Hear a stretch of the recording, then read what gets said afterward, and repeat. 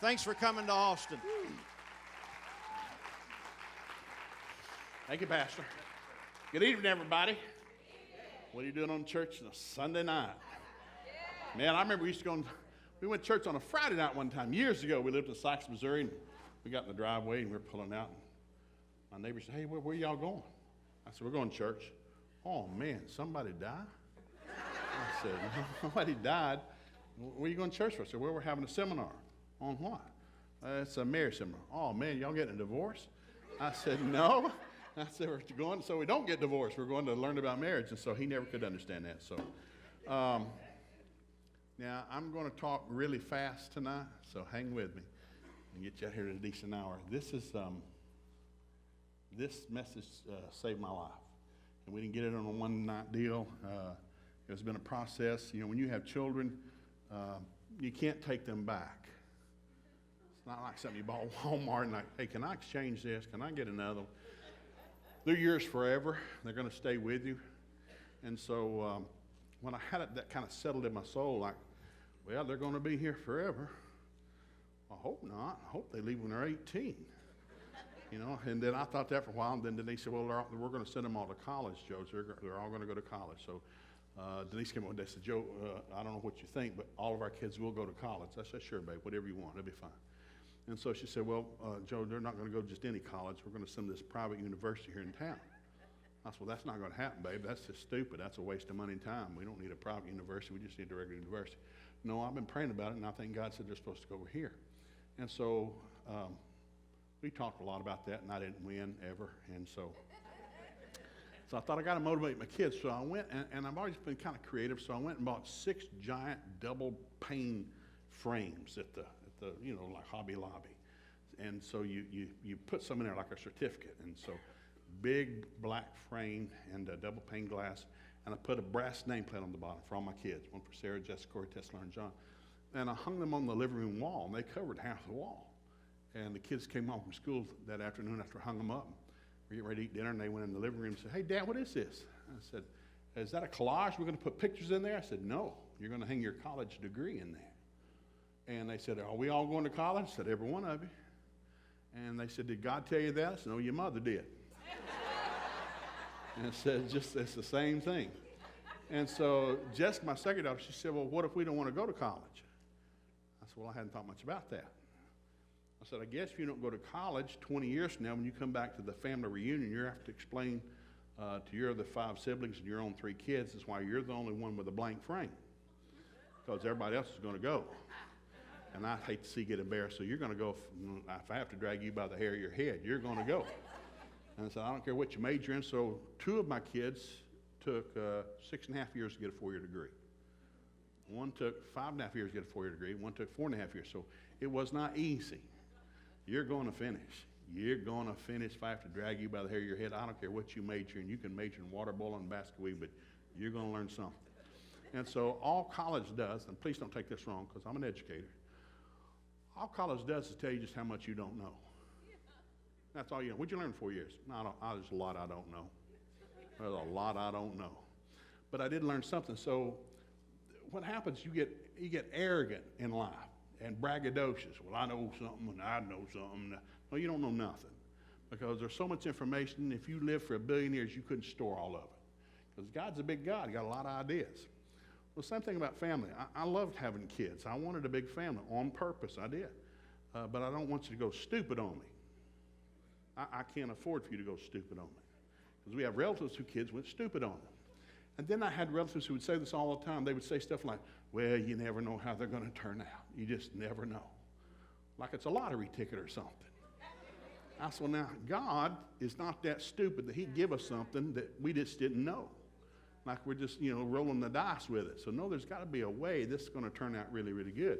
And so when you start getting into the scripture, you realize God had a lot to say about it. So I'm going to mess with you a little bit tonight. This is a book we did on our seminar. It's the first book we ever did called God Knows How to Raise Your Kids, even if you don't. It turned out really good. So I just dipped my whole brain in this thing. So I'm going to read something to you. I collected a lot of stories from my high school students. I collected 1,206 biographies. Because I realized something. Every kid has an idea as to why they can't be successful. Because they've been told that by somebody. You're dumb as dirt, you're not as smart as, you're whatever. And I thought, man, we've been lying to the kids. No wonder it's going downhill. I remember when I was in the 5th grade, they made it a federal law that you couldn't read the Bible in public school. Now, we were rebellious, we kept reading it, but it was a law. We couldn't pledge allegiance to the Christian flag. We couldn't say prayer in public school, but we kept doing it anyhow. Now, it wasn't right that we did it because it was a law. We shouldn't have done it. But people think they can control that. You can't control God. God's God. God raised the dead and part the Red Sea. You don't stop God. And so we had people fighting the wrong thing. So I thought, we got to get these kids to think different. So I wanted every kid in my school to know something. You're gifted. You might not be in a gifted class, but you are gifted. You're going to be very successful. If you're not, it's going to be your fault, nobody else's. It won't be your daddy's fault, your mama's fault.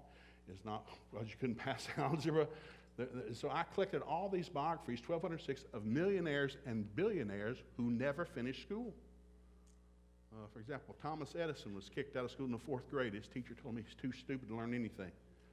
Got a job on a boxcar as an errand boy, running information from the boxcar to the engineer at night. 12, he's 12 years old. So the guy in the caboose got mad at him one night and took a 2x4 he had back there to wedge stuff with. He hit Edison up the side of the head with a 2x4. He went deaf. A deaf 4th grade dropout has over 1,000 patents to his name. We're sitting under one of them. So I got to realize, I got tired of kids making excuses. Why I can't, why no, I'm just not smart. Shut your face up. You quit saying that stuff. Actually, Henry Ford was a watchmaker. He made watches. And so the automobile was invented. He thought, hey, I think I can make one of those. So he can invent an automobile and spent over a year in his garage trying to build one. Well, basically, he went bankrupt. Lost his watch business, lost everything, family about disowned him. So he thought, I know what I did wrong, I'll start again. And so he spent another year trying to build another car in his garage. He went bankrupt again. Nobody invited him to a Christmas party, the family will talk to him. He's a nut. The 3rd car made it. In 1929, Henry Ford, the Ford Motor Company, had 75,000 employees. Now, I know you're not going to believe this. You can Google it. They were making 10,000 automobiles a day. A day. 10,000 per day. Who did that? The guy that went bankrupt twice. The Bible says the righteous fall 7 times a day, they get back up. There's nobody in that's a perfect person. Where they getting back up, people? But everybody's always got a sad story of why they didn't. And why, and I said, that won't hold water in heaven. You can't thumb suck when you get to heaven. Because everybody knows the truth. They'll roll the video. Hey, St. Peter, roll that video. Here you are. That won't hold water in heaven. So truth sets you free. So I thought, I got to collect stories of people who made it. And they're not all Christian stories. So this is one of my favorites. I love this. It's called The Value of Christian Training. A little book called Growing Up God's Way. John Stormer wrote this a long time ago. 1874, the state of New York had a terrible problem that prisons were overcrowded. 1874. Prisons were overcrowded in 1874. Sin's been here forever. There's nothing new under the sun. I don't care what you hear in the news, it's happened before somewhere else. There's nothing new. So they hired a guy named Doug Dale to do some research, and he was known for that, so he did some history. So Doug Dale studied 2 families, what he boiled it down to, 2 families, and did a 6th-generation history of them as to what they were like, what happened to them. Now, I believe Doug Dale was a Christian. I cannot prove that, but I believe from his writings that he knew Jesus, but I can't prove it, so that's just my opinion. I'm going to throw it out there. First half of his report was about a family named Jukes. Both Max Jukes and his brother married sisters. According to the report, they did not believe in Christian training. They didn't go to church. So that's what it said. They had 1,026 descendants because of their lifestyles. 300 of them died young. Many others suffered poor health. Among their descendants, 140 served an average of 13 years each in prison. 190 were confirmed public prostitutes. 100 were confirmed alcoholics. Over a 100-year period, that family cost the state of New York $1.2 million. Now, this is in the history book. I'm not making this stuff up. Second story was a story about a guy named Edwards, Jonathan Edwards, which you might remember from history. He was a preacher. So he married a girl of like belief. She's a Christian woman. They had 729 descendants over the same period of time. Of those 729 descendants, 300 were preachers, 65 were college professors, 13 were university presidents, 60 were authors, 3 were congressmen, One served as vice president of the United States. Except for the exception of a grandson named Aaron Burr, who was hanged, the second family didn't cost the state of New York a penny. There's no such thing as luck. Luck does not exist. There's not bad luck. There's not good luck. There's the God, there's the devil, there's heaven and hell. We're in between like an Oreo cookie. God said, I set before you life and death. This day you choose who you're going to serve. Everybody has the same opportunity. Whether you had a parent, you didn't have a parent, I don't care if they found you on the doorstep of an orphanage. You have the same opportunity as everybody else. God's a redeeming God. He can raise the dead. God's trying to find somebody to show himself strong in. So he's looking for somebody. So I give you this, and I love this story. This is Educational Ideas in the Ancient World. This is a very thick book. It's out of print. I love this book, but man, it's like plowing through the mud to get through it, but it's really good. William Barclay, he wrote one translation of the New Testament. He did a study. He said, in the history of the world, no nation ever set the child in the middle more deliberately than the Jews did. It would not be wrong to say that for the Jew, the child was the most important person in the community. Well, that's not true today. Go to your room, get out of the house, get out of my hair, go somewhere.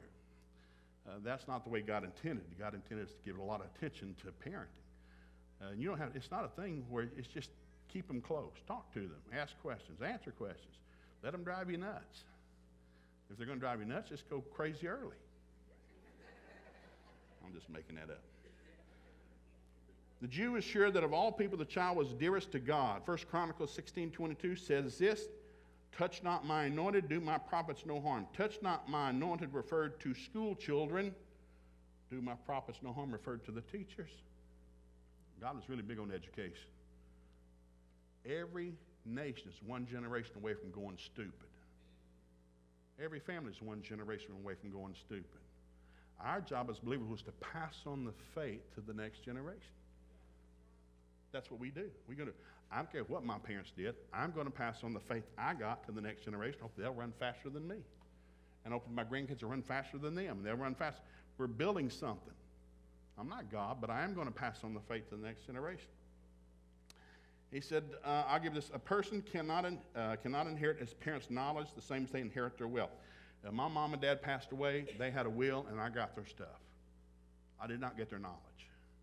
Knowledge has to be attained every generation on its own. You want to know something, you got to go hunt for it. It's not coming to your front door. I tell people all the time, you want to win $1 million, it's not coming to your house. You're going to have to swim out in the ocean and build a boat. You're not going to find a boat. So all the stuff the devil's done, you could win $1 million. You can win $300 million. It's a lie. My city is packed full of casinos. You come to Tulsa, Oklahoma, because the Indians don't have to pay taxes, and they shouldn't. I've been abused enough, man. I'm part Cherokee. I know what it's like, being abused and stabbed and tortured and done without. So the government felt sorry for them, so you don't have to ever pay taxes forever. So that's why all the cigarette shops in Tulsa are standalone. You can drive through and get your cigarettes from that shop because they pay no taxes on tobacco. So because nobody can compete with them. Well, the casinos are the same thing. There are beautiful casinos in Tulsa, magnificent. Oh man, it's like going to Las Vegas. Like, what is that? That is a big casino, hotel and food and stuff. And so I mess with the kids every now and then because I travel every weekend. So usually on Easter I'm home. And so a few years ago to Easter, and I always take them to eat because I'm the sugar daddy. I'm going to feed everybody Easter Sunday. And so it's always packed, and I don't like doing it. So I said, well, follow me. I got a new place we're going to today. So I drove up 412 up north up to this big casino up there, and I pulled in the parking lot. It's beautiful. It's magnificent. Waterfalls, big buildings, hotels. I pulled in, I'm getting out. And he says, what are we doing here? Where are we going? We're going here to eat. Eat? Oh, yeah, they got the biggest buffet in Tulsa. Massive. $9.95 a person. Eat all you want. I guarantee you, man, you can load up with 12 kinds of food. It's just incredible. And so, no, somebody's going to see us. No, trust me. If they see us, then they're as embarrassed as we are. You just wave at everybody you walk by. Hey, sure was good at church this morning, wasn't it? Of course, we never ever ran into anybody that we knew. And so we're in there, we got the place to ourselves on Easter Sunday, incredible food. And the kids just didn't know what to think. I said, don't worry, we'll come back next Easter. I'll bring you back. And there's too much religious spirit stuff going on. Jesus hung out with sinners all the time. He loved sinners. He came to save sinners, not judge them, not call them names. He came to seek and save the lost. That's what you and I do. We're trying to seek and save the lost. So, I'm going to read this right here. Concerning religious education, on the very first day of school, a young Jewish boy was got up, and he went at 5. Now, the girls couldn't go. This is before women's rights. Just the boys went to school. Dad's got the boy up, dressed in this little robe with little stuff around the bottom, and fathers took the kids to school first day of school. All Jewish fathers took their kid. Mamas don't take them. Daddies take them. So they came, and in the school classroom, and the local rabbi is the teacher. So the kid has what we would think of as a slate. It's just a piece of graphite stuff they had that you could write on. So he takes the little slate to school. And so the rabbi comes and writes Ezekiel 28 on all the things. Said, the law will be my calling. He writes that on every kid's slate. The law will be my calling. And the kid's looking at it. So I guess we're going to learn some stuff today. The law will be my calling. Then the rabbi comes by with his jar, and he pours honey all over the slates. Give me your slate, kid. Poured honey all over. Hey, Dad, he poured honey. No, shut your mouth up. Just listen. And then the rabbi told every kid in the class to lick that slate clean. As soon as they had, first day of school's over. They dismissed. All the kids went to the rabbi's house. The rabbi's wife had made something we would call a cake, a sweet cake. And on top, in honey was written, the law will be my calling. Every kid got a piece of cake, and every kid ate it, and then they went home by noon. What'd you learn today? Well, evidently, the law will be my calling. I'm to meditate in this word day and night, then I'll prosper and have good success. It's not my IQ, it's not my GPA, it's how much I've got in me. If I don't get God in me, I'm not going to outthink, outdo anybody. We got too many kids being brought up to think, well, I can out-hit, out-shoot, out-hunt, out-slap somebody. No, you bless your little heart. There's always somebody bigger. There's always somebody badder and somebody meaner. You're not going to outthink anybody. If you don't find God, hell's going to get hotter the older you get. And it's just a hard thing to see people that didn't realize that when they went through school. And so we came up with this, and so I really like what they did. He said this in Exodus 20, verse 2 through 26, passage that tells God's revelation of the law of Moses. The passage was read aloud the first days, and all the teachers told them all what to do. So it says, when they go back through, and they come back there, it said the boy was given the sweet cake from his rabbi. He ate that thing, and that was the first day. So they learned something. What'd you learn? Evidently, I don't know anything, and I need the law. So Jewish kids have to have the 5 books of the law memorized by age 12. So if you have a bar mitzvah and a bat mitzvah for your Jewish child, you have to go down, and they usually use local hotels, and they'll bring the kid down there, and of course they rent out the big place. I mean, I've stayed in hotels all across America, and I realized, well, they're having a bar mitzvah today. They're showing up, they're dressed up, they're catering food. It's going to be a big deal. But somewhere in this building, that rabbi's got that kid. He's grilling him. He's asking him to quote Genesis, Exodus, Leviticus, Numbers, and Deuteronomy. See if he knows the law. And so if he knows it, then they're going to have a party tonight. And they're going to put a beanie cap on that kid's head. They're going to put him in a chair, lift him up there, and they're going to dance all over creation. There's going to be full orchestra. They're going to dance till 2 o'clock in the morning and celebrate the fact that that kid just became an adult. What's the party about? I became an adult at what? Age 12. I'm not a mature adult till I turn 30, but I'm an adult. And most of the things I deal with in counseling, I only deal with Christians. I only deal with Christians. And so I get the stuff there. What do you say to your kid? Well, I just tell them to shut up and get out of my hair. Parents brought this kid to me one day, and it was after hours, and I'm the Christian school administrator, and they walk in, and I knew this kid. He's in school. He's not the sharpest type, but he's a good kid. He just lived in a messed up home, and so kid came in, and mom and dad sit down, and mom starts yelling, boy's just like his father. He never hits a lick at nothing. He's just lazy. He's no good. Dad starts, well, the boy's just like his mother, runs his mouth all the time, gives me no respect. And it's the parents yelling. The kid's just sitting in the middle staring at me. And I'm trying to listen. I'm giving her 30 minutes. And finally, Dad stood up and says, Mr. McGee, we're going to the mall. We'll be back in an hour. We want you to fix him. And they just walked out and left him. And so I'm looking at the kid. He's looking at me. And I said, you want a donut? I got some chocolate donuts in the kitchen. So we got a couple of chocolate donuts and Dr. Pepper, and we just went walking around the parking lot. I didn't ask the kid nothing. He's not the problem. We walked. I let him share whatever he wanted to share, talk about what he wanted to talk about. We laughed, told some jokes. And so mom and dad came back about an hour and a half later, and that kid's sitting in that chair, leg over the chair, and he's working on that last donut, and we're just laughing. So dad doesn't go to church. Mom goes to church, dad doesn't go. So he thinks I've done something spiritual, like cast some devils out of him and got them delivered. And so dad walks in and says, tell me something, Mr. McGee, how come my son's been acting like an idiot? And so I didn't think. I just said, well, Dad, your son acts like an idiot because your son thinks like an idiot. I thought, that didn't sound right. I said, your son thinks like an idiot because your son feeds on idiot stuff. Because he had his own bedroom, his own TV, and his own CD player. He had his own stuff. He's got his own apartment, had his own little refrigerator. And I learned early. I told my kids, there's nothing in your bedroom except a bed. I never allowed my kids to take cell phones to their bedroom. There's no TV. There's no nothing electronic. God designed the human to sleep 1/3 of their life. Go to sleep.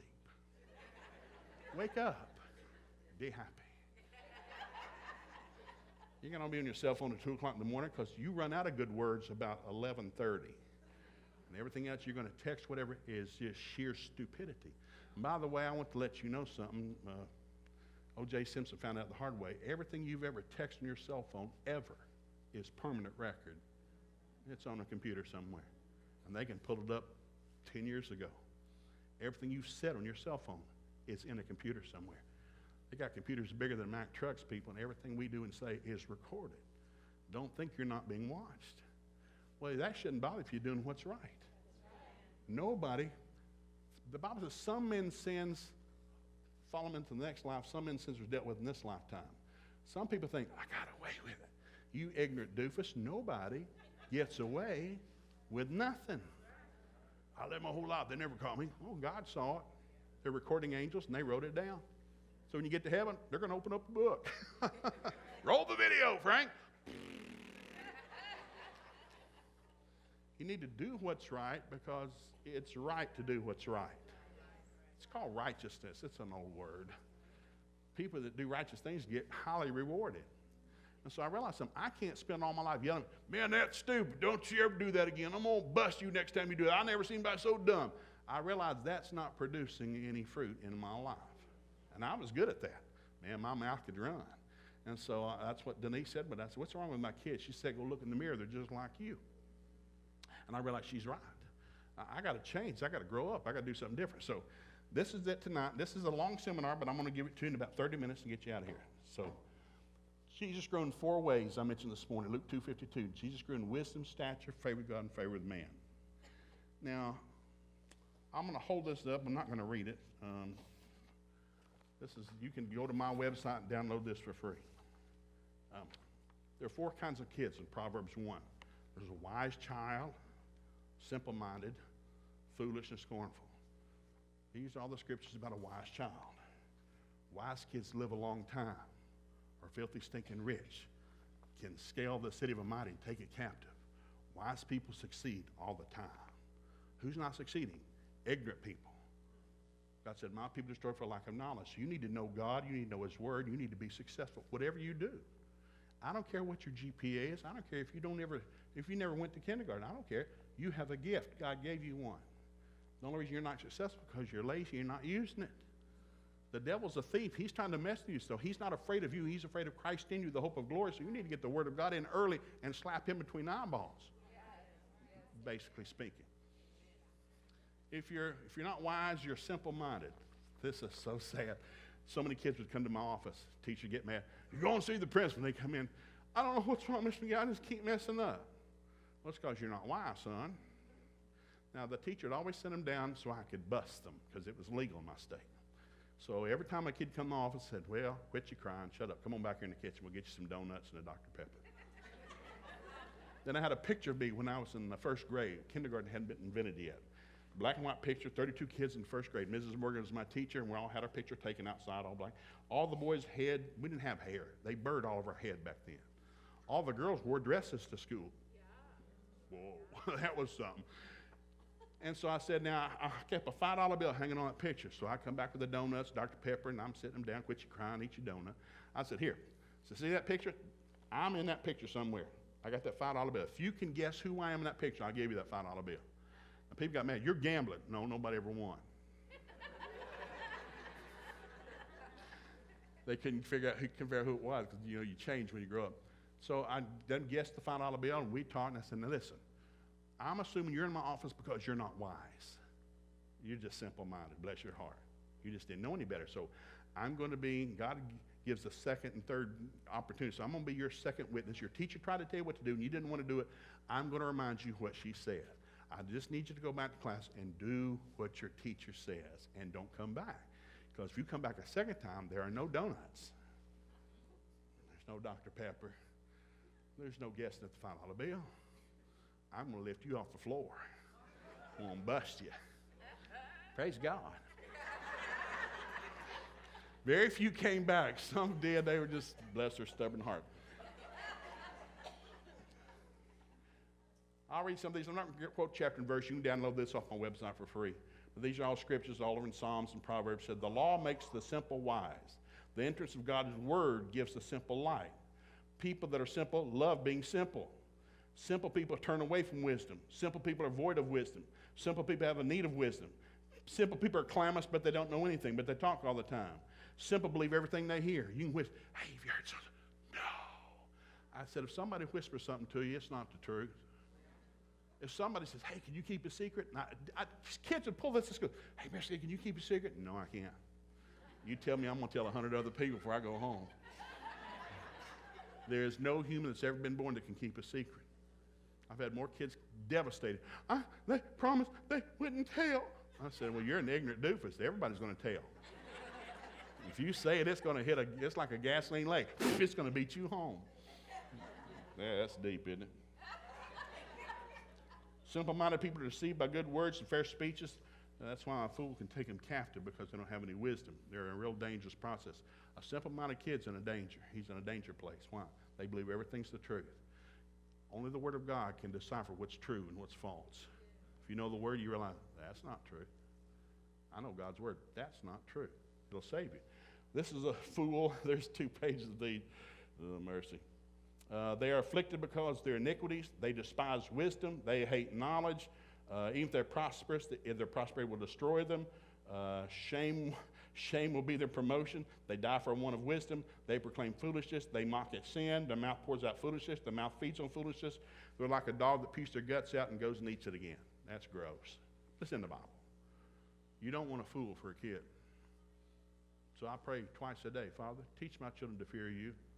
Fear of God's the beginning of wisdom. I can't afford to have a foolish or a simple-minded kid. Now, if you do that too long, you go to the last stage, and this is the scary one. This is the scorner. Whoa, scorners. Because if you stay simple-minded long enough, you'll become a fool. If you stay a fool long enough, you'll become a scorner. Scorners hate those that love them. They have a hate for everybody and everything. So I just give you the scriptures on this. They delight in their scorning. This is all out of Proverbs. They delight in their scorning. God will scorn the scorners. To reprove one will get yourself shamed. You try to get onto one, and they'll just mock you back and mouth you. They don't listen to anybody. They're God, and they're right all the time. I know what I know. You don't know nothing. You're a doofus. Bless your heart. And the fact your mouth's running real loud right now tells me what a doofus you are. Bless your heart. That's Southern for you're stupid, by the way. The scorner will not hear rebuke. They seek wisdom, they can't find it. They don't love those that reprove them and correct them. Judgments are prepared for their back. Punish one, and the simple be made wise. They deal in proud wrath. Cast out a scorner, strife and contention will cease. They can bring an entire city into a snare. A scorner has the ability to get everybody around him in trouble and never get caught himself. We call those gang leaders. Even terrorists. You know, people that are the leaders of the terrorists in other countries we're having to deal with. You notice terrorists don't blow themselves up. They get kids to blow themselves up. I remember when bin Laden was the big deal. He never blew himself up, but he had a lot of people that loved him blew themselves up. The leader never blows himself up. He gets other deuces to blow themselves up. It's in the Bible. If you just read the Bible, you realize that's just dumb. Yes, it is. Bless your heart. They can bring an entire city into a snare. They have the ability to get everybody in trouble around them. I only expelled 7 kids in my 10 years as a school administrator. And every time I expelled a kid, I had to meet with the parents. I did not have one parent whose kid I expelled that did not either hug my neck or shake my hand and thank me. Because I love your kid. I get a paycheck from you because this kid's in school. But I will not let your kid get other kids in trouble. If your kid's simple-minded, I can deal with that. If your kid's a fool, I can deal with that. I can make them scrub the gym floor with a toothbrush for 28 days. I guarantee you we can deal with that. But if your kid's a scorner and they're getting others around them in trouble, I will kick him out immediately. I'm commanded to. Cast out a scorner, strife and contention will cease. So I have no favor for a scorner. Every kid I ever expelled, I gave them 1 year to get their life together and they could come back. I put it in writing. Hey, I'll let your kid come back. You can come back in a year, but only if you get your life together. And that's your choice. God set before you life, death, blessing, curse. You're going to choose what you're going to do. And so there were just certain things in the Word of God that really helped simplify things. I remember one time somebody saran wrapped the bottom of the men's toilet seat lids in the upstairs bathroom. And I had a history teacher who I loved dearly. Man, he loved Mexican food. Ate it all the time. And he got some bad meat. And he came in early one morning, and he is always early. Always great teacher. I love this guy. And so he came real early, and so, man, he had to hit the toilet quick. It was close.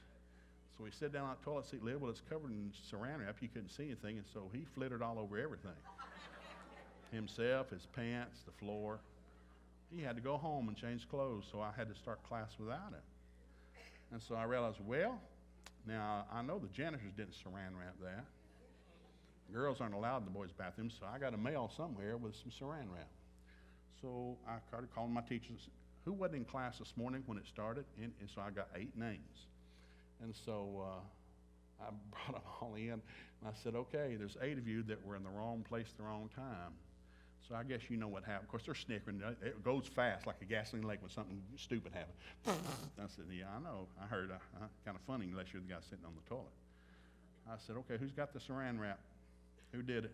Not me, McGee. Not me.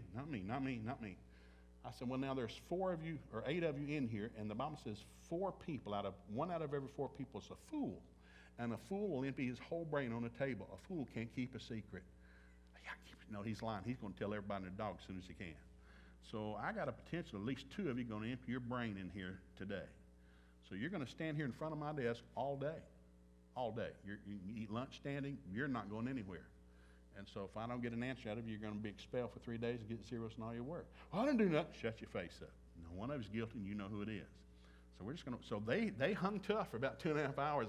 I had people coming in my office, and I'm signing papers and doing stuff. Mr. Shut your face up. You can't talk. You just stand there. And so finally it was about right before lunch. One kid, he kind of broke. He said, Mr. I didn't do it.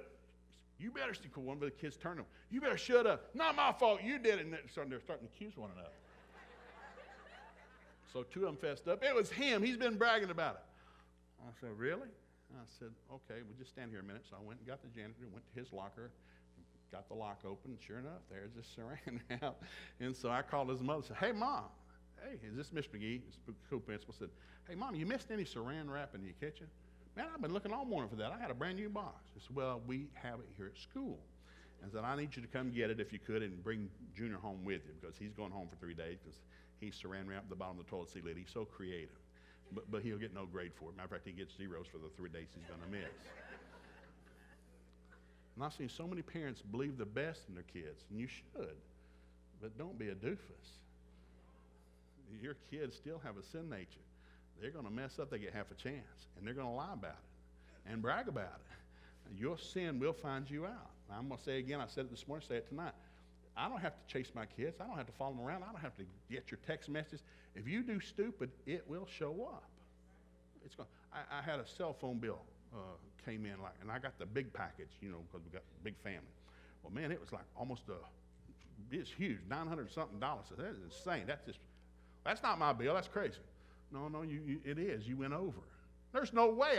We don't use for merchant, no. So I said, well, what? So I found out the number was my son. My son was in high school, and he was in love with a girl. And they're just texting at the wazoo, just texting the 2 of the morning. This is before we got rid of the cell phones in the bedroom.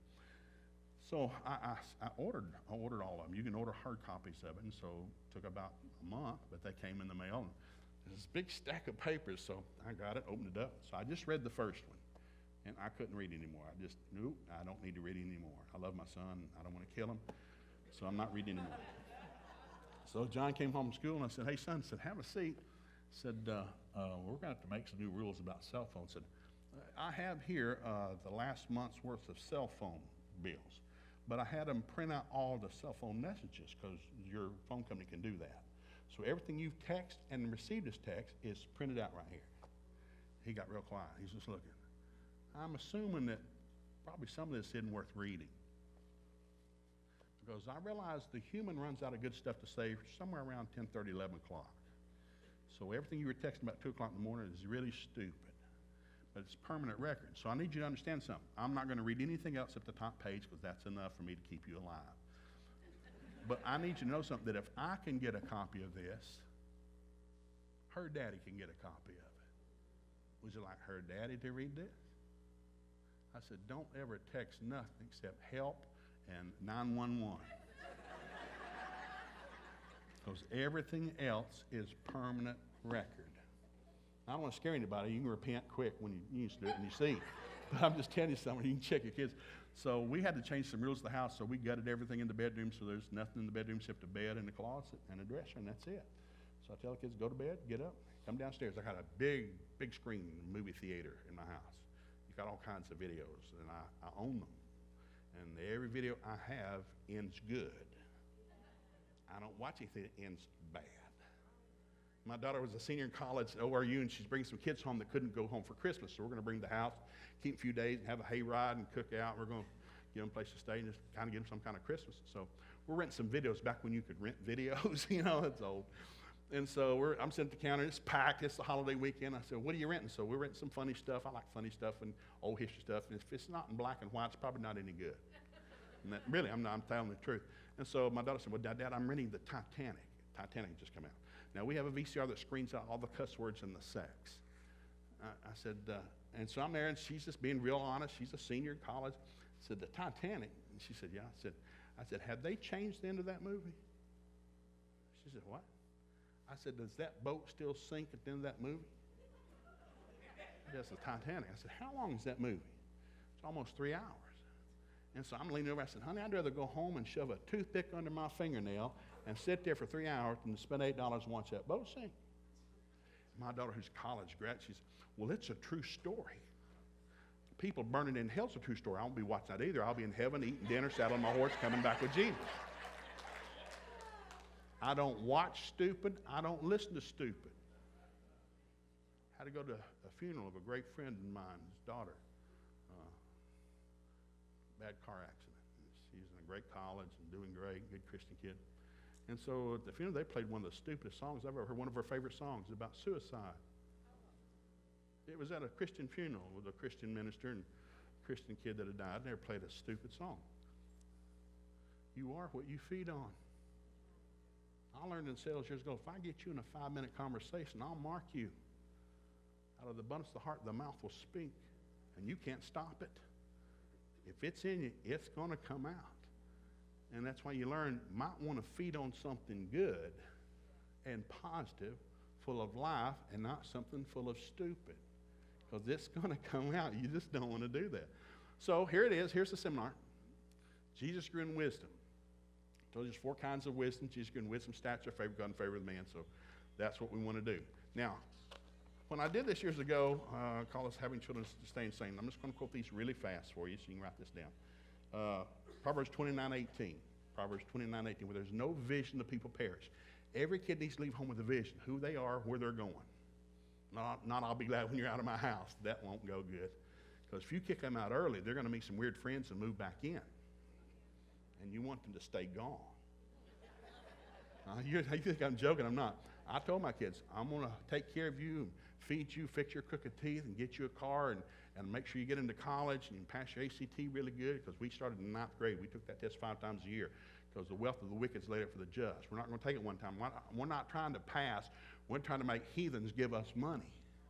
And if you knock the top out of that, you can take the practice test, the PACT, the PSAT. It's a practice test. You can go to the bookstore and buy it. And so we would do that. We do the 2,000 words. They on the vocabulary section. I make them write it longhand every year. Somewhere on that test is going to be one of these words. So you may not remember the word, but you're going to learn something like crustacean. Well, that's from ocean, which has to do with water. So crustacean has to do with water. So just look at it lots, and you kind of figure out what that word means. You don't have to memorize the definition, but you can kind of get an idea. I think that's that. Well, you're probably right. And so I try to get my kids, so all my kids went to school and college and scholarship. They thought, man, your kids are smart. No, they're not. I know my kids. They're not that smart. But we made them wise. You need wisdom. You don't need a high IQ, you just need wisdom. So, then we've got to have a vision. So that's why we did the thing with the thing for the, college graduate and the thing. So you're going to put your college degree in that frame that stays right here in my house. If you want your own degree, buy that, because I'm paying for this one.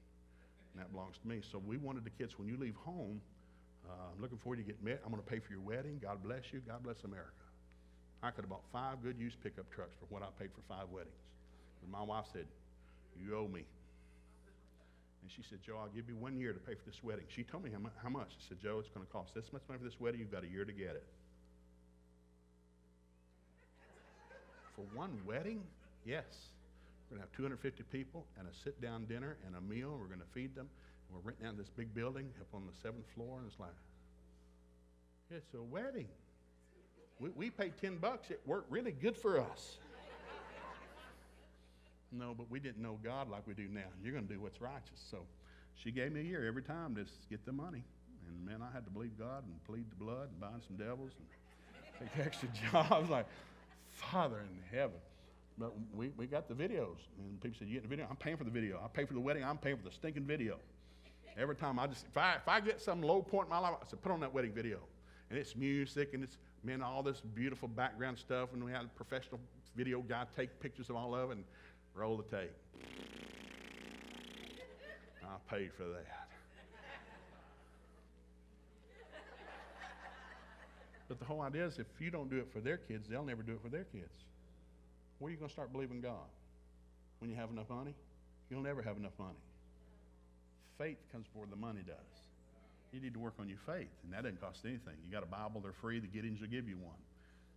Just read a proverb a day, and that'll build your faith. It'll do something for you. So we did that. Proverbs 1:20, there's 4 kinds of kids: wise, simple, foolish, and scornful. And you got that down pat. The devil's got 4 weapons, Ezekiel 28.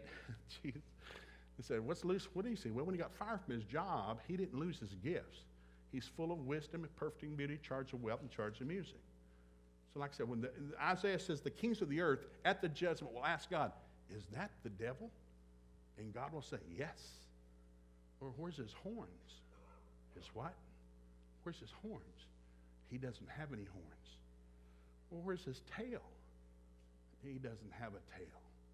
Lucifer is the single most beautiful thing God Almighty ever created.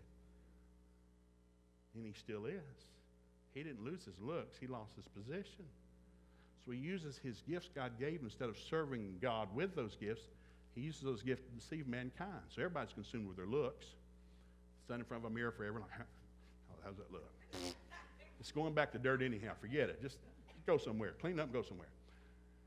Full of wisdom, perfect in beauty. Man, he liked looking good. Everybody likes looking good. I look good. Well, not necessarily, but we'll tell you. Bless your heart. In charge of wealth and music. Everybody wants money. Man, if we get money, we'll be fine. No, you won't. You'll be just as stupid as you are now, just with more money to be more stupid. And then music. Lucifer was in charge of worship in heaven. Music is powerful because you remember what you sing. When they came across the Red Sea, God said, teach them this song. Moses taught them a song about being delivered. You remember what you sing, so don't sing stupid. I tell my kids all the time, we did this because, I grew up in bluegrass music. And we go to the Little Red Barn in Dayton, Tennessee every Friday night with my buddies, and we'd have a big thing, the Earl Scruggs would come down and he'd play something. Somebody big out of Nashville, and the rest were locals. So you eat all the peanuts and hot dogs and Dr. Pepper you could drink. So I grew up on bluegrass. I never listened to rock and roll. I didn't even know what it was. I knew about Elvis, but I don't listen to rock and roll. So if I can't whistle to it or hum to it, if there's no rhythm, no harmony, it's confusion. It's of the devil.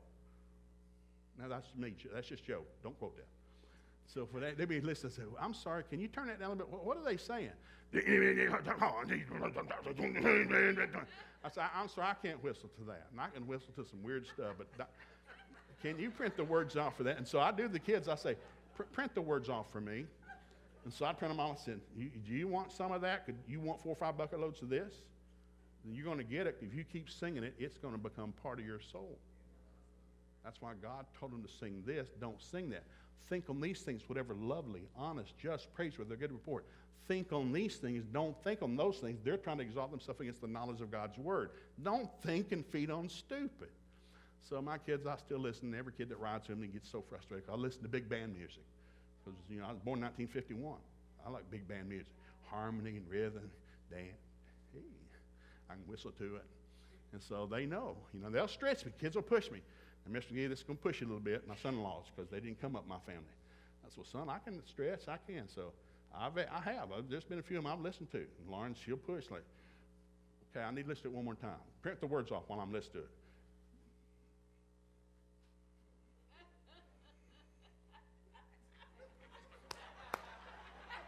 I got no rhythm here, boys. This is not going to float. I'm telling you. I remember we took the kids. We'd always take them to art, and I'd take them to the symphony every year. I took them to the ballerina show at Christmas time. I took them to all kinds of music. I want you to be exposed to it. I'm not against it. We're going to go to every kind of seminar, every kind of concert, rock concert, bluegrass concert, weird stuff like Nina Martin. That was something, wasn't it? Praise God.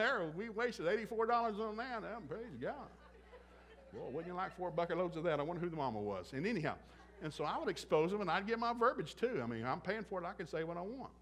But I let them see it. And so we do the modern art thing. Modern art. Now there's a twist. The fact they said it's modern art. It's not real art because the real artists are all dead. So if you go to my airport in Tulsa is beautiful. They got real art. Go down the riverside in Tulsa, real art. Like elk and bear and deer. Some of the airports I go to, they have a lot of twisted metal. And they paid somebody for that. Like, I'm sorry, what is that? That's art. No, it's not. Somebody's an idiot. Whoever paid for that got there. Whew, have mercy. That boy laughed all the way to the bank with that check, I guarantee you. And so what you see, society, the devil's working real slow. We used to be normal. It's not normal anymore. And they justify by saying, well, it's so-and-so. No, it's stupid. Took my kids to that beautiful museum. I almost said the city. Magnificent, big money. So we went in. And so the whole first floor, and it is magnificent. What a museum. Man, they built something right on this river, and it was beautiful. And so it's all modern art on the first, we're looking at it, trying to figure out what it is. And then the rest of us both see naked people. So it's weird art and naked people.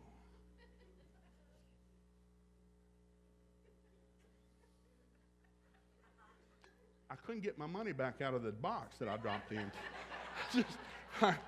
I wasted it, so I said, guys, we're going to leave. We've seen enough naked people for a lifetime. They're all naked, and there must be something special to it. Evidently, this guy never saw a naked person. That's why you get married. You get to see a naked person forever.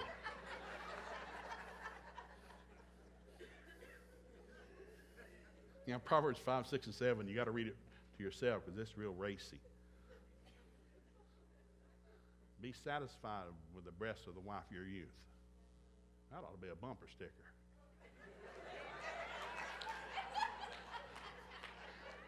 I'm sorry, what? You need to be satisfied with the breast of the wife of your youth. Bless God Almighty, I am. Praise God. I'm a happy man. Wow, praise God. So I'm not just a doofus. I go biblical and said God loves things that he made. I tell people all the time, God invented sex. It was his idea. He thought it up. You can't say the old word in church. Some people can't handle that, but it's a real word. It goes with spasm. Because if it didn't feel good, nobody would do it. And I'm trying to help you as a parent.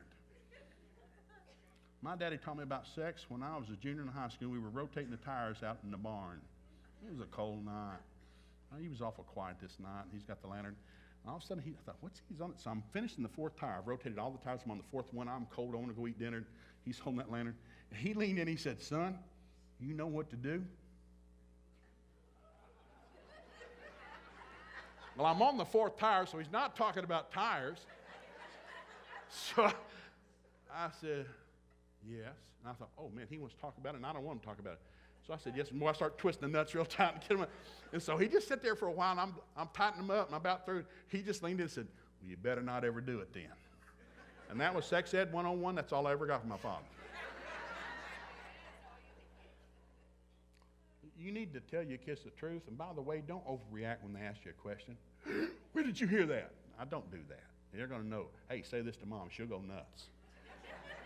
Stay real calm and ask like they ask for a peanut butter and jelly sandwich.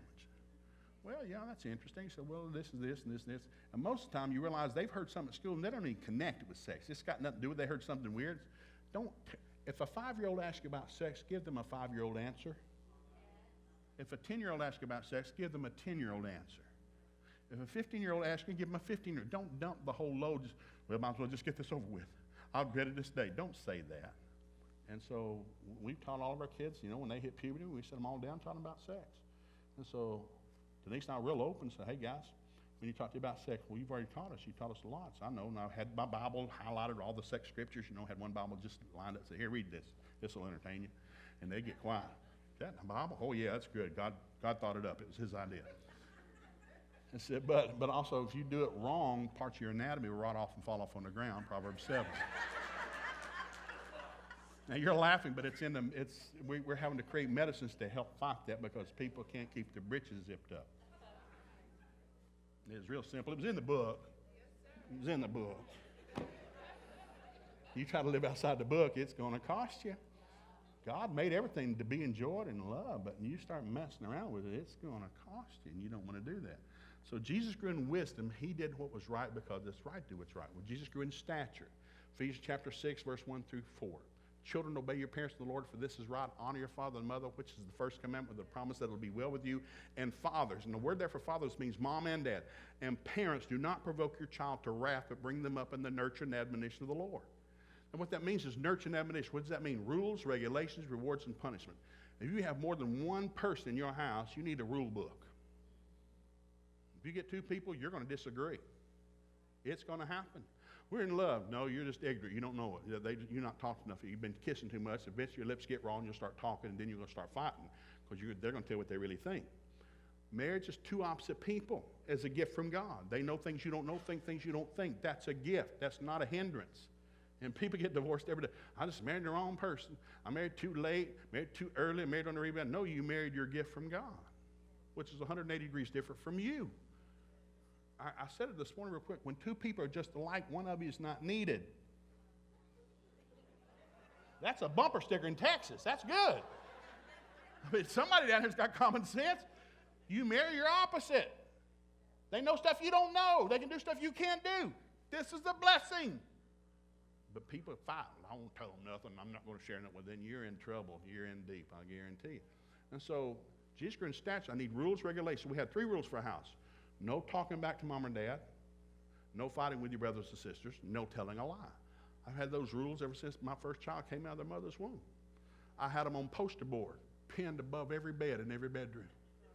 You wake up, you see the 3 rules. When you go to the bathroom, they're laminated on the left-hand side of the bathroom mirror. Those are the 3 rules. They were laminated in front of the refrigerator and the freezer. My 3 rules. And for 3.5 years, they were laminated and duct taped underneath every toilet seat lid. I've covered everywhere you're going today. Don't violate these 3 rules. I love you. You're a gift. I want you to have a wonderful life. Enjoy a house. We're going to have a great time. But if you violate one of these 3 rules, I'm going to bust you. I don't count to 10. Oh, that's stupid. I'm going to count to 10. We'll just count to 5,000. What's counting to 10? What is that? Because that kid's going to wait to 9.5. I'm not counting. I'm going to be like a stealth bomber coming down the hallway. You won't hear me coming until I make contact. Boo! I'm here. You're laughing, but I'm very serious. I have 80 total years of parenting between my 6 kids. 80 years. I gave 5 spankings in 80 years. 5. We have a great life. I want you to live a long time, but I will not let you cut your life short. And if you do something to cut your life short, I will bust you and get your undivided attention. That's why all that extra fat's back there. And I tell people all the time, parents say, well, I spanked my kid, didn't do any good. Well, evidently you didn't make contact, or you just have a tough kid. So I'm not trying to hurt you. I know if you're from this planet, you felt it. Boom, you felt that. I feel nothing. You're a liar. Liars go to hell. You might want to stop that too. So I don't have to beat you until you're crying. People just, we used to bring a juvenile judge in every year and do a parenting seminar with a juvenile judge. Great guy. And so I play the guy that's been arrested. I play like the guy that's just been arrested, and I've got all of my churches there. So, Mr. McGee, do you know why you've been arrested? Yes, sir, I've been accused of child abuse. Well, how do you plead? Not guilty, based on what? State statute 386, which says I'm allowed to switch, swap, paddle, and spank so long as I do not leave a bruise. And he won't even know that. He'll have to look it up. Hey, can somebody look that up in just a minute? So understand you hit your kid with a 2-by-4. No, sir, I used a paddle. Now, we didn't have paddles. I just had a hickory switch. And so now we got the real paddles, that hang up back in the utility room. There's a small one and a big one based on your stature. Hey, I'm serious. I'm not trying to be funny. And so the judge asked me, so how many times did you hit your kid? I don't know, 24, 25, 26 times. I lost count. Now, if you say that, they're going to put you under the prison, and they should. I tell a parent, if you hit your kids more than 2 times, you're out of control. I've seen parents in Walmart in the summertime slapping kids 7 ways from Sunday. I said, Mom, if you touch the kid with your hand, you're going to jail. Hands were meant for loving, caressing, protecting, not for popping. That's why God said to use the rod. 18 times in Proverbs, the rod, not your hand. I'm the second greatest thing ever happened to you outside Jesus. I don't have to raise my hands in church and watch you duck. Oh, they're just worshiping God. I thought they were going to slap me. I don't know. I've got behind guys on the interstate trying to hit their kids. Kids are ducking. He's on the road trying to slap some kid. I'll get your license number. I'll turn you in. You're not supposed to abuse your kid. There's a law against that. Before there was a law, there was God's rule. You're not to abuse your child, but you are supposed to control them. I will not let you go stupid on me. I love you. So rules, regulations, rewards, and punishments. So rewards, I got to have rewards I do for my kids. Now, you have to think about this hard. Like, I got to do something good for them. They ain't got anything coming. I got to do something good. So I started to brag on them. I said, I really like your tennis shoes. Praise God. That's my deal for the day. And that's all I could think to say that first time. I thought, I got to say something good. Because Romans 5, if you read that thing about what rules, regulations, rewards, and punishment, God said the people in authority are there by God's design. If you do what's right, the authority will praise you. If you do what's wrong, the authority will get you and judge you. They're set up by God to control humanity. You go to a nation where there's no law, you got to carry a guy with an Uzi over his shoulder with you so you don't get killed. You not go certain places in the evening and nighttime. Because I've traveled a lot, and so we got good guys. Those last 2 trips we took overseas, I had 2 guys with Uzis. They were really good. The former Green Beret guy, they choo-choo. Praise God. We're here to love Jesus and love you, but don't mess up. We don't want to shoot anybody. You're laughing, but I'm very serious. So we're wise as a serpent, but harmless as a dove. So in my home, I want my kids to be grateful to come home and thankful to come home. Home ought to be the most fun place your kid ever goes. Now, I know something. I know we rented for a long time. Little old neighborhood, it was just bad, packed out. And I swore one day I'm going to get out of this place. I'm going to live in the country. I'm going to take my kids. I'm going to let them have fun. So we built an old barn house. It was all I could afford. That one time we just got out of Bible school, and I built an old barn house in the country. And I said, I want my kids to get out and ride their bicycles. And I built 2 huge fire pits because we had lots of firewood because we got trees everywhere. So we go out, and sometimes I just go out and build a fire at night. And the kids say, what are you doing? I was building a fire. And they said, what are you going to do? I'm just sitting around the fire, and they'd come out and talk. You want a kid to talk to, build a fire. They'd just come sit down. What are we going to do? I was sitting here. We're going to roast any marshmallow? Be a good idea. Go get some. Roast a marshmallow. Hey, you want hot dogs? I don't think we have any, but see if you can find something. We can stick over this fire. And so if you eat with a kid, they'll talk to you. Church goes 4 ways: prayer, doctrine, breaking of bread, and fellowship. Breaking bread and fellowship is powerful. You break bread with somebody, you'll fellowship with them. But if you just stare at somebody, they're not going to talk to you. Sit down, I need to talk to you. Well, they're going to lock up just like a vault. But you fellowship and you eat with them and you listen to them and don't answer real wrong. Just be real nice. Well, that's amazing. I didn't know you did that. How's that working out for you? And I just wanted to scream bloody murder and slap somebody. Well, how's that working? Not too good. Yeah, I imagine it's not working out too good. Probably shouldn't do that again, I guess. Yeah, probably not. And so if you don't get them talking, they won't ever share.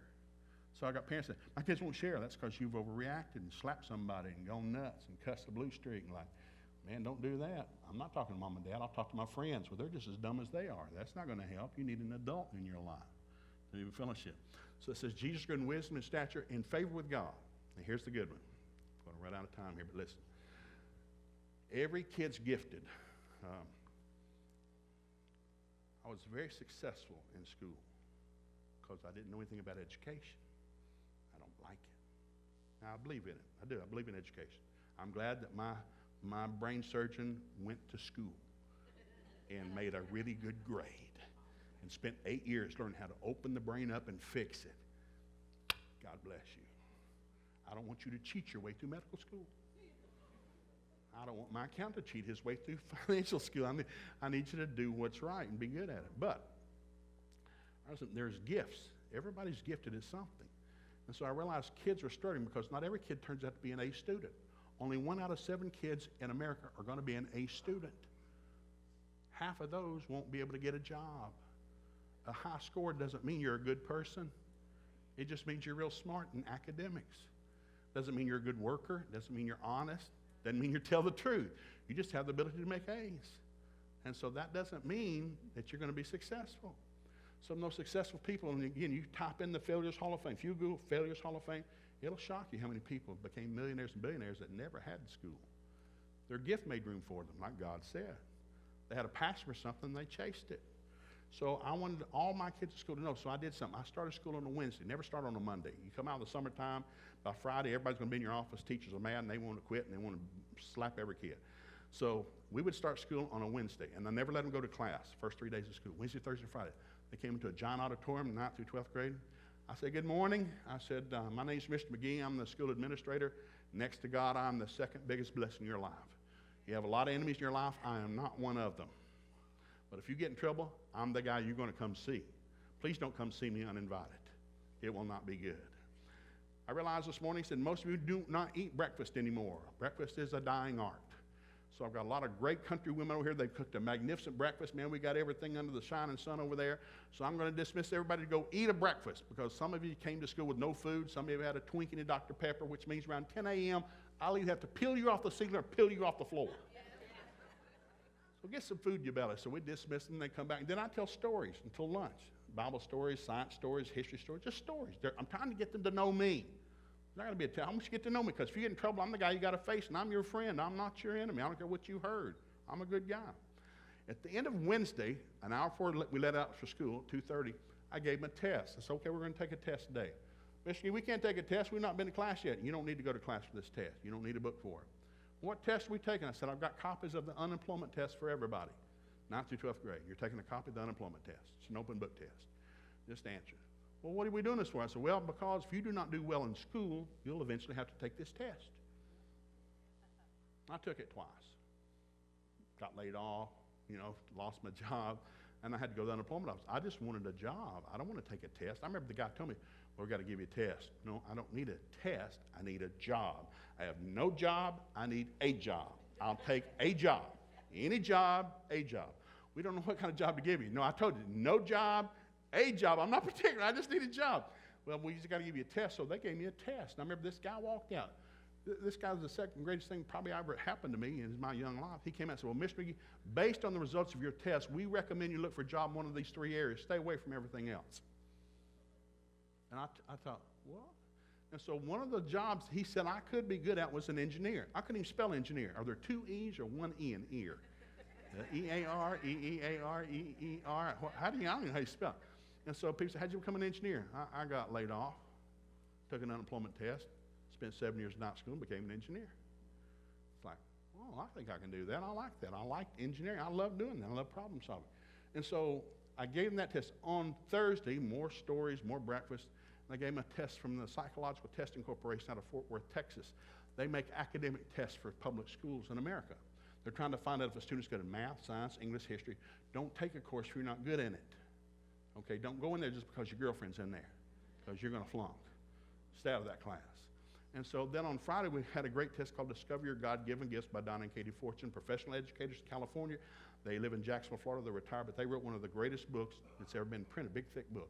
So we just go to the middle of the book and take the test. And so it's got the 7 kind of basic motivational gifts. What's your grit? What's your strength? You shouldn't hate going to work.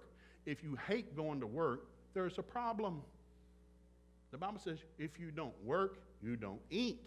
I don't know about you. I like to eat. Well, I can't eat if I don't have a job. And so everybody needs to work. It's a 4-letter word, but it's not a cuss word. So you shouldn't hate going to work. If you hate going to work, you need to pray about that. You should love going to work because they hire you to fix something. Every job I've ever had, whether I was a janitor, a lab technician, an engineer, people hire me to fix something that wasn't working. They hired me before I could do something for them. They didn't hire me because I needed a job. People don't care if you need a job. They care if you can help them. So what are you good at? So get good at something. I had all my girls take the 10-key test. Any junior college in America, 2 weeks, 10 nights, 10-key, calculate it. Run a 10-key. If you can run a 10-key, you can get a job at any bank in America. Most of my friends are having their kids work at McDonald's late at night and running some soup kitchen. Guys, if you work at McDonald's late at night, and I'm not against that, I love McDonald's, but if you work at McDonald's late at night, you're working with other people who also can't get a good job. They probably are not living a good life. Aren't saying the best things, and they're probably not going anywhere. So I realized, how am I going to fix this? So I made all my girls take 10-key. And so my daughter got a degree in accounting. And she got a job. She's being interviewed for the Bank of Oklahoma. Big job. Big paycheck, big job. So she's done the 5th interview, and I thought, this is good, man. They're bringing you back. They like you. This is going to go good. The 5th interview. So she came home. I said, well, how'd it go? I got the job. You don't seem too happy about it. Do you know why I got the job? I said, no. Well, the lady was asked, said, you know why we're hiring you? I guess it's because I made straight A's in accounting. No, we don't hire people in banking unless they make straight A's in accounting. You know why we hired you? I guess because I come from a big family, I have good people skills. No, we don't hire people in public banking unless they have good people skills. You know why we hired you? And she was messing with her. She said, no, said, you scored the 3rd highest ever on the 10-key test. I got that job because I made an A on a $39 test, not because I have a $75,000 education. You need to learn something. Welding, hammering, nails. Do you know how to do anything? Well, unless you're willing to learn from somebody and you stay arrogant, you won't learn anything. Pride goes before a fall. The meek inherit the earth, not the weak. The meek. The word meek means teachable. If you're not teachable, you don't learn anything. You got to learn how to learn something from somebody. When you get with somebody, don't do all the talking. Ask the questions. Try to get them to impress you. Hey, how'd you do that? I mean, how'd you overcome that? How'd you fix that? How'd you make money at that? How'd you get good? Because everybody spends their time going. If you do all the talking, you leave them, and they know everything you know, and you don't know anything more than you knew when you showed up. So 2 ears, 1 mouth. 2 ears, 1 mouth. It's really good. It's kind of a science thing. Jesus grew in favor with God because he stewarded the gift God gave him. I need to steward the gift God gave me. I rolled out a butcher block paper in front of my students one day in a big meeting I had with all the high school students. I said, here's this big butcher block paper. Here's 127 jobs Mr. McGee will never have. I will never be good at this. Number 1, I'm not a good air traffic controller. You're trying to land at Tulsa Airport. You do not want me in that tower because I'm an exhorter. I want everybody to feel good. I'm trying to make everybody happy. Because if I need 12 planes to land, I'm going to say, well, y'all just come on down. Don't hit each other and just come on down. You don't want a perceiver in that tower. Perceivers are black, white, heaven, hell, yes, no. They have no compassion for anybody, but they are a gift from God. So for perceivers up there, and some guys say, hey, tower, that's a flight 417. We have an emergency. We're out of fuel. Okay, 417. When did you get here? We just now got here. Well, you got 12 planes in front of you that are going to have to land first. No, you understand, we have an emergency. We just run out of fuel. We're out of fuel. We're going to crash. We need to land. I don't care. You just fall out of the sky. You're not going to land until the other 12 come down. And there's some people out there that like that. They don't care what you've gone through, what you're suffering. They're perceivers. It's a gift, but it can be really abused. No, you need an administrator in that tower. Okay, we can work this. We've got a side landing place over here. We'll get you there real quick and get you down. We got the fire engines out there. We need a problem solver. God gives jobs to problem solvers, not problem makers. People want to hire a problem solver, not a thumb sucker. People always griping and talking about the boss. You talk about the boss, you're going to get fired eventually. Somebody's going to quote you. You write nasty notes in the bathroom wall, they're going to find out. I recognize that. I've heard that guy say that. Don't do that. You want to be the blessing, not the curse. So the last one is Jesus grew in favor with man. Proverbs 27:17, it's iron strikes iron, so the countenance of a friend. You're going to become like who you hang around. I just say it real simple. Now I could spend 2 hours on this. You can get it in a book and get it on our table in the Biblical Parenting series out there. There are more scriptures on friendship than there are on heaven and hell. Till you learn how to be a friend, you'll never have one. So I told people before, I'm my own kids dealing with it growing up. So, well, I can't get a date for the prom, and nobody's my friend. So, well, there's got to be a reason. Maybe you're weird. People don't want to go on a date with a weird person. Maybe you smell. You bathe. I had one of my kids, bless her heart, really good at everything else, but forgot to brush their teeth every morning. Every morning. Come downstairs, hey, did you brush your teeth? No, we'd appreciate it if you'd do that. The next day, come down, did you brush your teeth? Oh, I forgot. Yeah, please do that for us. I never yell, never gripe. 15 years, 2 weeks later, coming downstairs, hey, did you brush your teeth? Yes, I did. Revelation knowledge has come to our house. Now I can start working on something else. Don't say to your kid, how many times do I have to tell you? That has no effect whatsoever. Keep the verbiage to yourself. Just get to the point. Clean up your room. Take out the trash. Make your bed. Hey, go make your bed for me. Say it real calm, and they'll start doing it. But boy, if you get verbal with them, they're going to get verbal back. Don't do that. So help me do this. Give me 2 minutes. I'm going to read this to you right here. This is I love this. This is I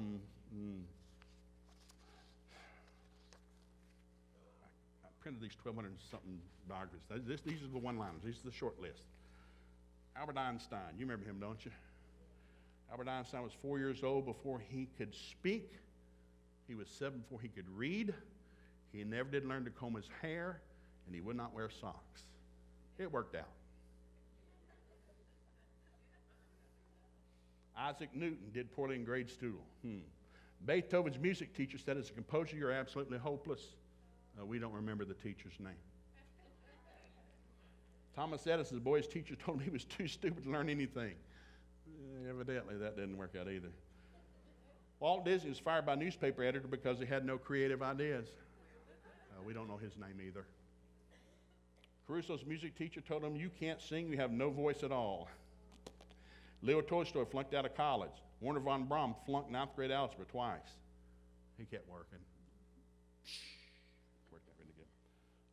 Louis Pasteur was rated as mediocre in chemistry when he attended the Royal College. Abraham Lincoln went into the Black Hawk War as a captain, came out as a private. That's a true story.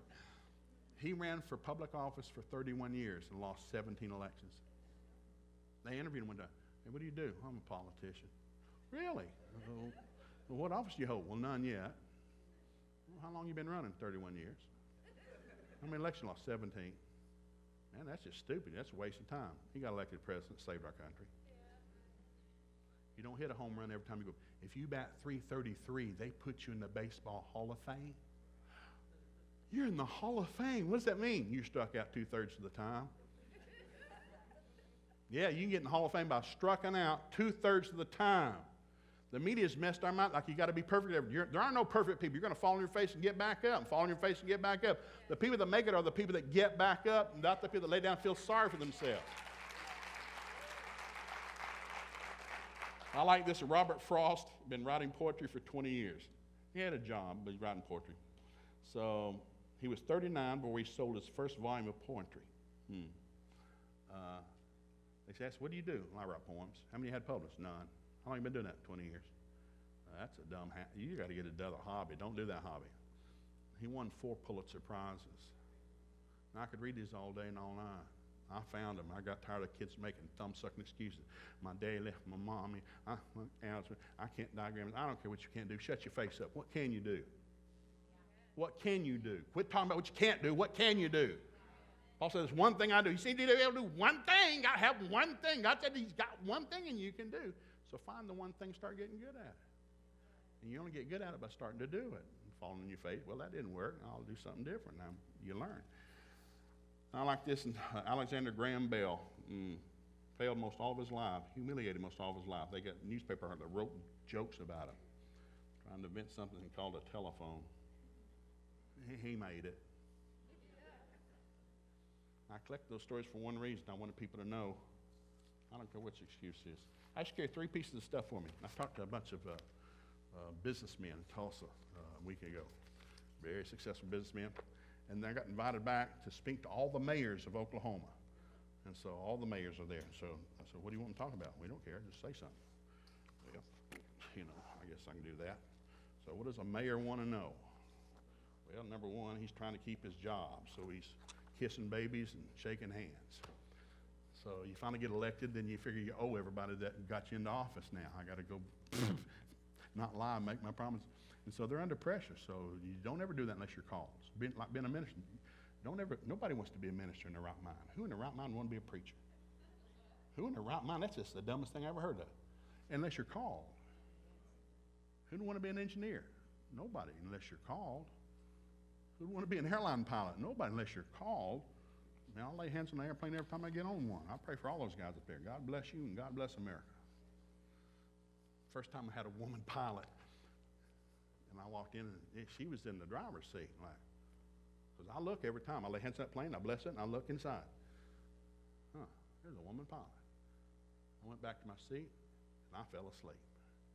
Because I know from my studies over the years that women use both sides of the brain, men only use one. And that's a medical fact. You can look that up in your library. And so that means for years, when there were just men flying, you had to have two of them up there.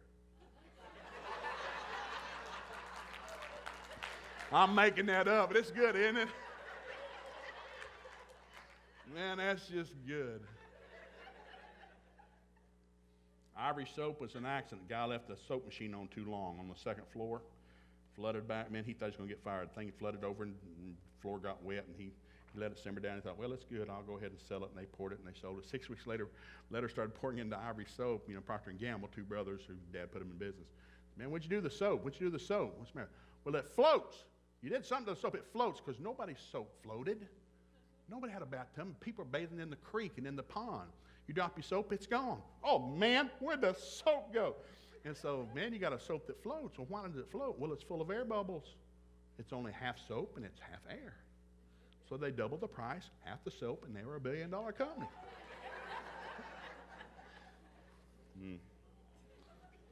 Rocket Chemical was called, Howard Hughes is still alive. He ordered some Voltaire 880 aircraft and had this company out in San Diego build these aircraft, magnificent aircraft. He paid half down on it, and he's going to pay the other half when they're through. So he was nuts at the time. They called him and said, man, we're through. We're going to fly these planes to Nevada for you. So no, I don't want them. I changed my mind. Can't change your mind. We got a contract. You owe us the money for these planes. Keep them. I don't want them anymore.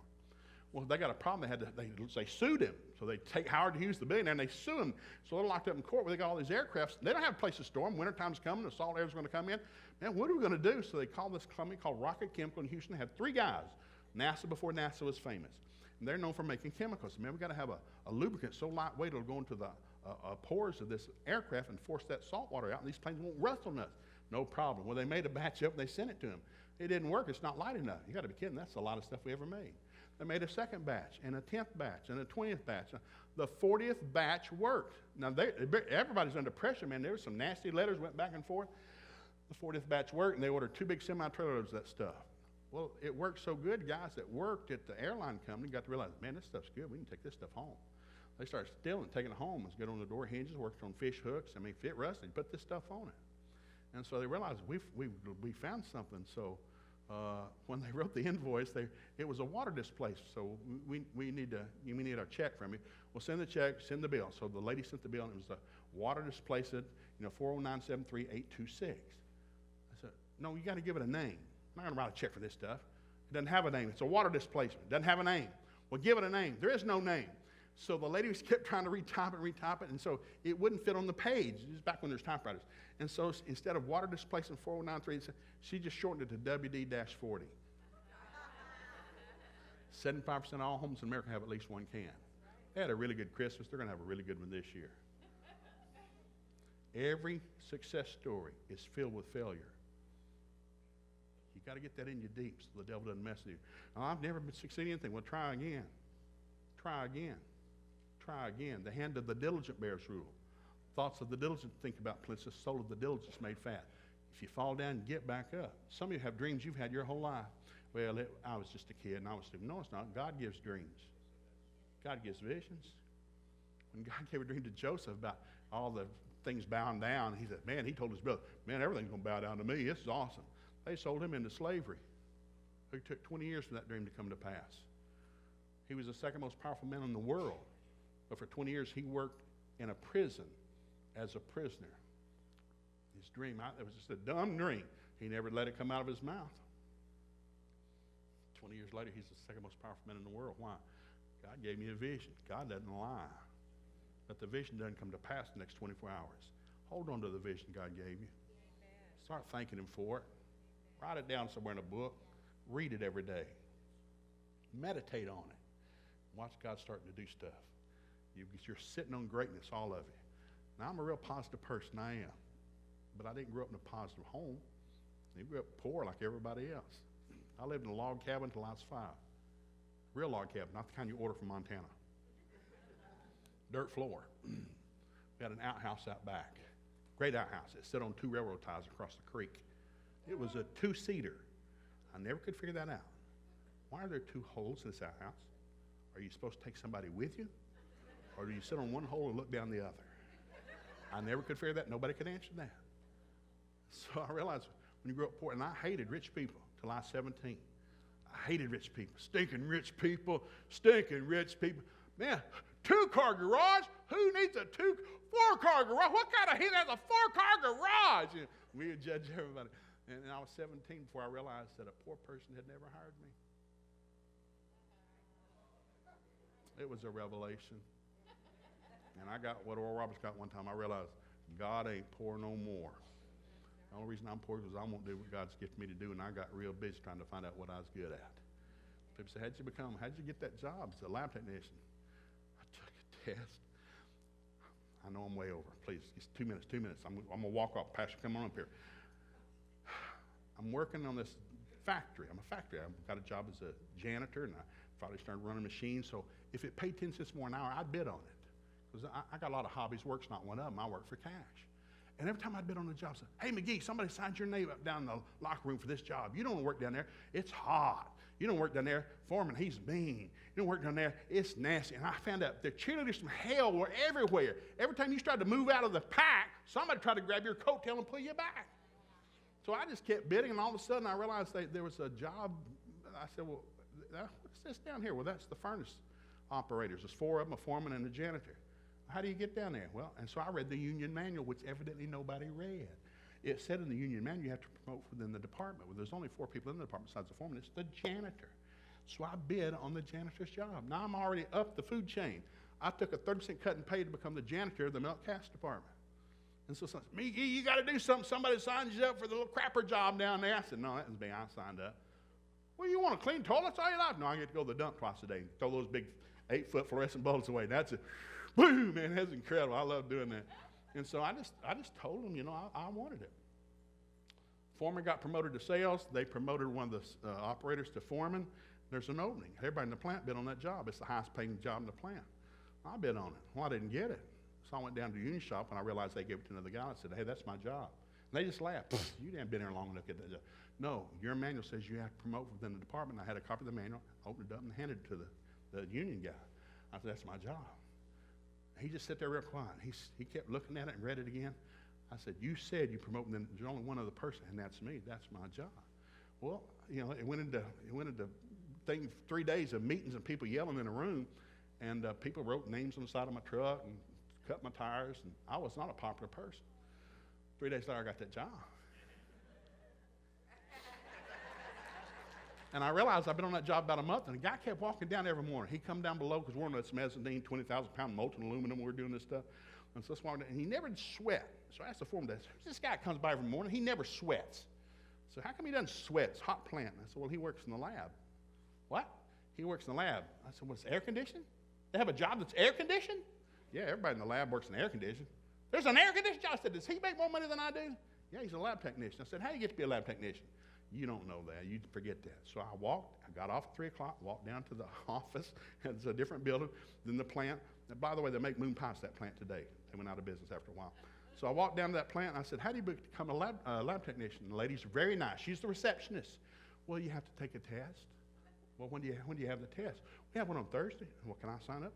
Well, I guess you can. And she let me sign my name. So there's 17 names. I'm number 18.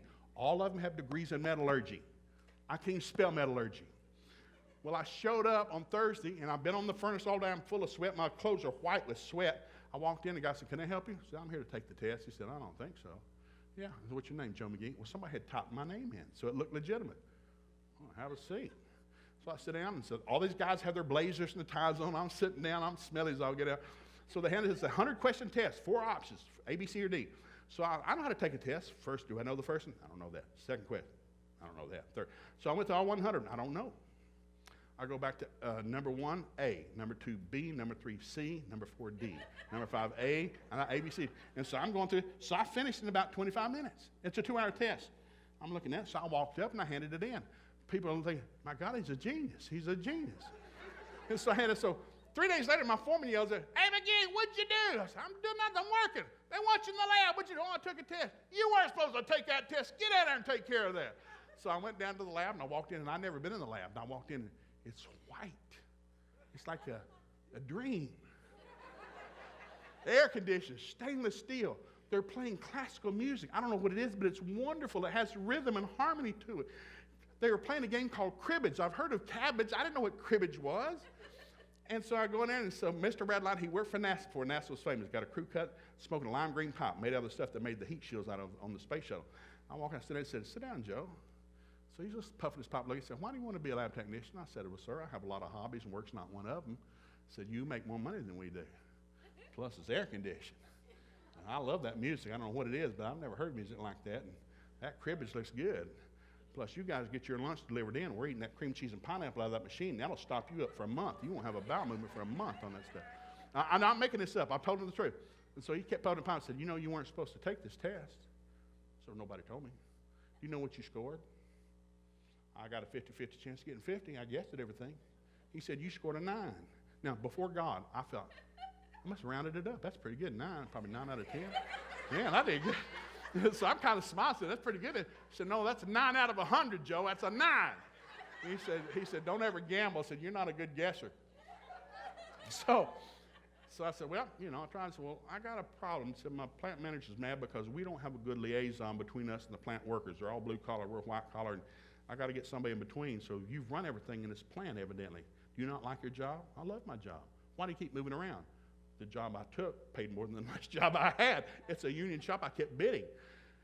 So, well, I tell you what, would you be willing to come into the lab for 3 months and let us teach you how to run all the machines in here? I'm not going to try to teach you in math. I don't think you can learn that, but would you be willing to do that? And so I'm sitting there saying, can I have one of those uniforms? Because my wife would be real impressed if I wear that nice uniform in the lab. He said, sure, we'll get you a uniform. I said, do I get a pay raise? He said, don't push this, Joe. Don't push this. 3 months later, I became the first non-degree lab technician they ever hired.